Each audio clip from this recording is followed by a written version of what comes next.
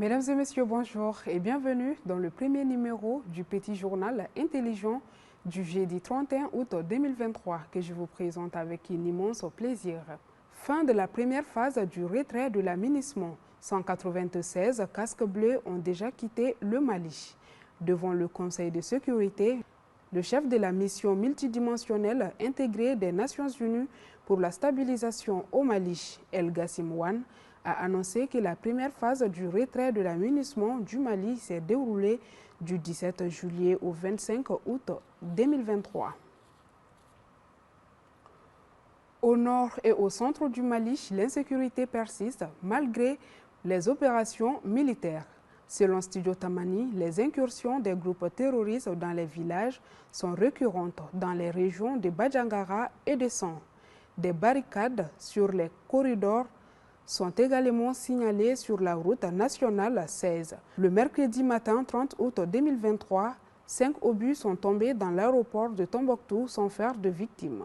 Selon des sources, c'est le troisième jet d'obus sur la ville de Tombouctou en moins d'une semaine. Restons toujours dans la page de l'insécurité. À Anéfi, les forces armées maliennes neutralisent un chef terroriste.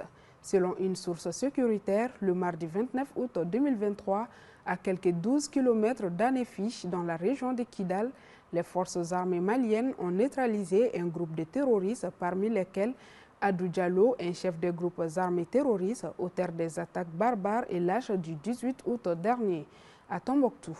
La même source précise que ces terroristes étaient à la préparation d'une attaque au moment de la frappe et sont cités dans plusieurs attaques dans les localités de Tombouctou. Certes, le nombre de terroristes tués n'est pas connu, mais ils sont nombreux. Lutte contre l'homosexualité au Mali. La jeunesse de Madinakoura donne le ton. Après l'arrestation de Fousseni Koulibaly, dit jumeau, par le pôle anti-cybercriminalité pour ses sorties jugées attentatoires à nos mœurs, les jeunes du quartier de Madinakoura en commune 2 du district de Bamako se mobilisent pour lutter contre l'homosexualité qui ne cesse de gagner du terrain au Mali, notamment à Bamako. C'est tout pour ce premier numéro du petit journal intelligent. Rendez-vous dans 5 heures de temps pour de nouvelles informations. D'ici là, portez-vous bien.